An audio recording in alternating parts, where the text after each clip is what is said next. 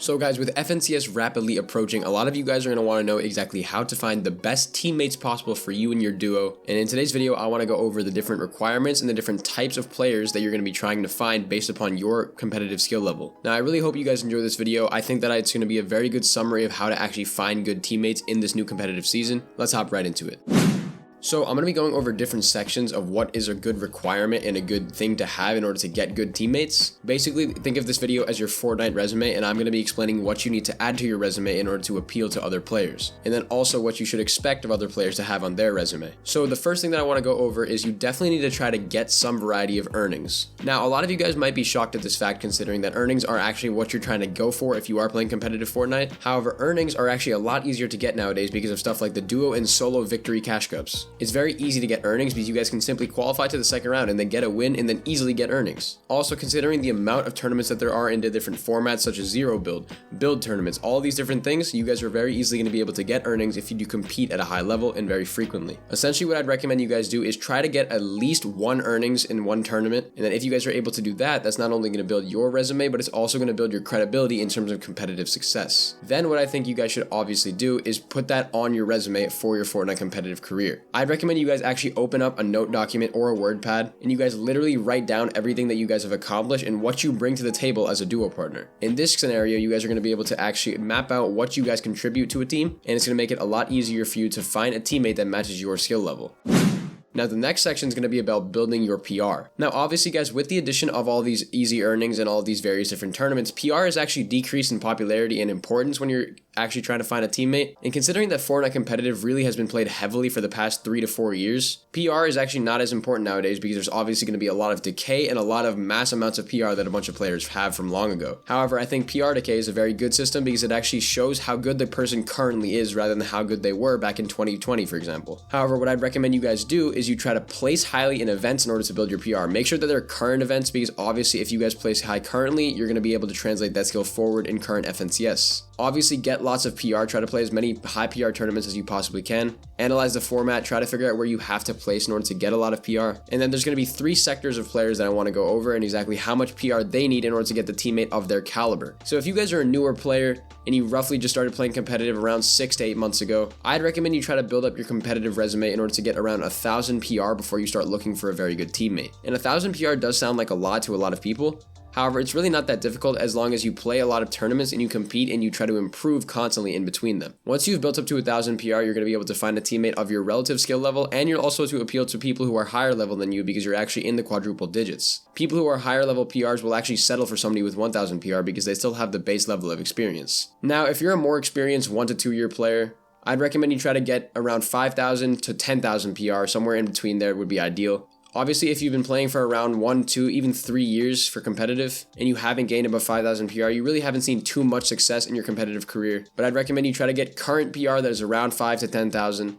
And obviously, that's going to help you guys increase your teammate level. You're going to be finding a lot better players, and it's going to really benefit you in the long run when you're looking for better players. The good thing about 5,000 to 10,000 PR players is that they know what they're doing generally in competitive, but they're just really looking for that boost in order to propel them to the top and actually become a semi or pro player. Earnings are obviously going to be coming alongside this PR, and you guys definitely need to group them together in order to succeed in your competitive endeavors. And then obviously, guys, for anybody above 10,000 PR, I'd recommend you go 10, 50, 100k PR. That's obviously ridiculous 100k PR. But still, guys, what's really important is that you need to get above 10,000 PR if you want to be even a semi-pro. 10,000 PR, while it does seem like a lot, is not really that much in the grand scheme of things. Pro players will be having 100k, 90k, they'll be having so much PR. And that's current PR, that's not even PR with decay. With decay, some of the best players have 500,000, a million. It's a ridiculous number, so you guys really need to get 10,000 current PR in events and make sure you hover constantly around that every single season, because not only will that help you guys appeal to various different teammates around you, you guys will easily be able to level up from those 5,000 PR players into the higher level players once you pass 10,000 PR, and obviously get a little bit of earnings with that as well. And now the next section, I want to go over the brand new ranked system and how it's going to be affecting finding different teammates. Now, I personally think that the ranked system is actually one of the best things for this competitive meta. I think that it's going to be really helpful in trying to find teammates of your similar caliber because the rank system, especially with the recent change that they just made, I think it's going to be really helpful for you guys actually finding out how the rank portrays a player's skill. Now, obviously, as you guys know, Platinum 1 is what you need to compete in FNCS. So regardless of how good you are at the game, you definitely need to be in Platinum 1 yourself, and you definitely need to find somebody who's Platinum 1 as well. Now, Platinum 1 really isn't that hard to get to. As long as you're playing consistent competitive and placing top 5 in most of the games with 5 kills at least, even with a little margin of error, that's still a really good place to aim for in order to get Platinum 1. Obviously, the lobbies will get harder as you rank up. Platinum 1 is obviously what you need for FNCS, as it's going to be a lot more exclusive and a lot of the weaker players are going to be weeded out.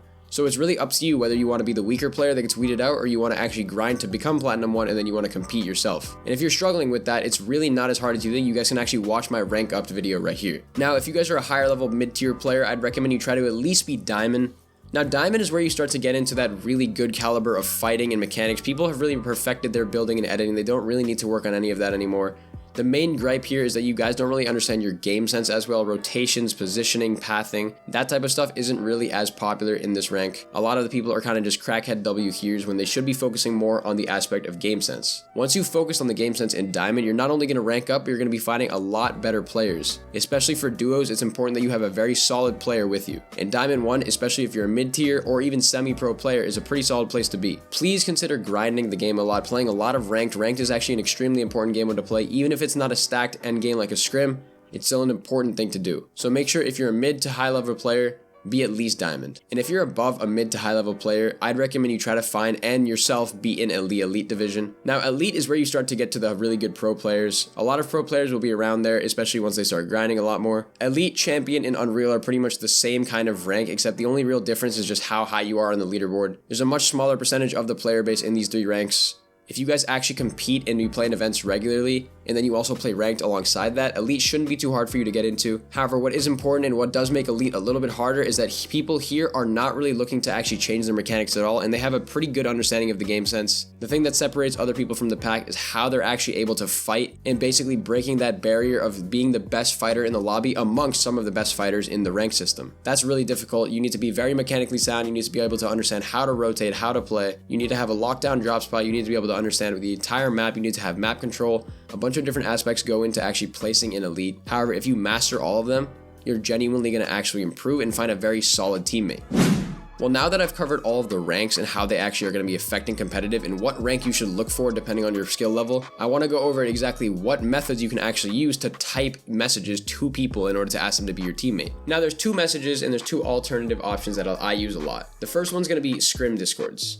On NA Central, Vital is a really good option. You guys really need to understand how to go into the looking for players section and how to draft a message there. I think it's a very solid place to go, especially if you're looking for a solid level player, because Vital is very solid level scrim discord. And also, everybody who's playing FNCS has to be above Platinum 1. So if you're above Platinum 1, Vital is a really good place to start because a lot of players there have to compete in FNCS as well. You guys can obviously on other regions go into other scrim discords. EU can be Noble. Other scrim discords also have Vital for their specific regions such as Middle East, Oceania. All these places are going to be pretty solid in order for you guys to get teammates on those regions. And scrim discords are generally a really good place to start. However, another really good place to be if you have a good following is going to be Twitter. I'd say if you have above 300 to 400 followers on Twitter, and most of them are competitive Fortnite players, you guys can issue a tweet. You can say, hey, I'm looking for a teammate. Please DM me and I'll give you guys some requirements and some quotas that I have for you. Now, Twitter is really solid if you do have a good following, like I said, but if you don't have one, I'd recommend you just stick to Discord. It's really not that hard once you have a solid looking for players section, and that's generally what you should aim for. And then guys, the final thing is going to be your actual message that you should draft to other players, and the one that you should actually say to them when you're looking for a teammate. I'm going to keep this really short and simple. You should ideally contain a message that specifies an ideal rank that you're looking for, such as Platinum 1, Diamond, Elite. You should also speak on your ambition. This is basically what you're trying to aim for in competitive, what you're trying to gain. And then the last thing is your commitment level and what you're trying to commit to in competitive Fortnite. An example for this could be, hey, I'm looking for a duo. I want you to be Diamond. I'm trying to go pro in Fortnite and make earnings this season. I'm also trying to qualify for FNCS. And in terms of my commitment, I'm looking to play ranked, scrims, and VOD review every single day for at least a couple of hours. DM me if you guys want more info. That's a very solid message that's not too complex. It doesn't require too many requirements that are crazy. Obviously, make sure that they're on your region, they have a decent setup, and they're not, crazy. But obviously, once you find somebody that meshes well with you, you guys are really going to succeed throughout competitive Fortnite. I think in general, this is a really solid way to actually play and a really solid way to actually look for your teammate and actually improve and level up the amount of teammates and the quality of them that you're getting. Anyways, guys, that is the video on exactly how to find teammates in Chapter 4 Season 3. If you guys did enjoy it, please consider dropping a like and subscribing to the channel down below. I think this is going to be a really helpful video. I think especially with the rank system in competitive Fortnite, I think that the whole aspect of finding teammates is definitely going to change. If you guys obviously did enjoy this video, please drop a like, let me know in the comments. But that's about it for this video, guys. Be sure to like and subscribe to the channel, and I will see you all in the next video. Bye, guys.